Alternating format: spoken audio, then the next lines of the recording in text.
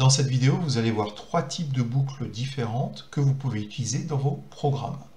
Donc pour cela, vous avez une page ASP avec un bouton qui permet de lancer un calcul et son affichage qui apparaît dans l'étiquette Retour label. Donc dans la page de code, vous avez un tableau d'entier qui contient des âges. Il y a 7 valeurs et l'objectif est de calculer l'âge total. Donc première méthode, vous allez utiliser une boucle for. Donc vous tapez for tab, vous indiquez la condition d'arrêt, autrement dit la boucle va s'arrêter lorsque la dernière valeur du tableau int âge sera atteinte. Donc du coup, vous tapez ici âge.length et il ne reste plus qu'à additionner les âges. Donc vous faites la somme des âges de cette façon-là. Vérifions. Clic. Très bien. Ça, c'est la première méthode. Deuxième méthode, plutôt que d'utiliser une boucle for, vous allez utiliser la boucle while.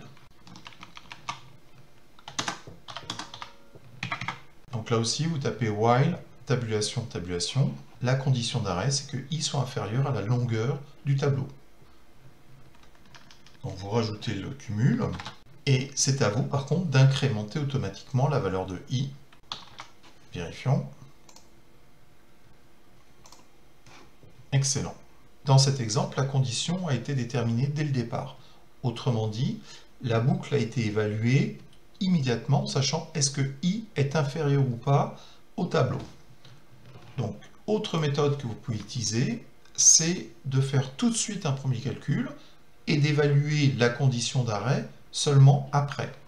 Donc pour cela, je vais commenter et je vais utiliser la boucle do. Do, tab, tab.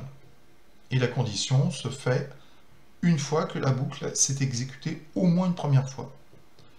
Donc les conditions d'arrêt sont les mêmes et les méthodes de calcul restent identiques. Donc dans cet exemple, la boucle va s'exécuter au moins une fois et ensuite la condition d'arrêt va être évaluée. Vérifions. Parfait. Donc en fonction de vos besoins, vous pouvez utiliser une de ces trois techniques pour faire des boucles sur un ensemble de valeurs.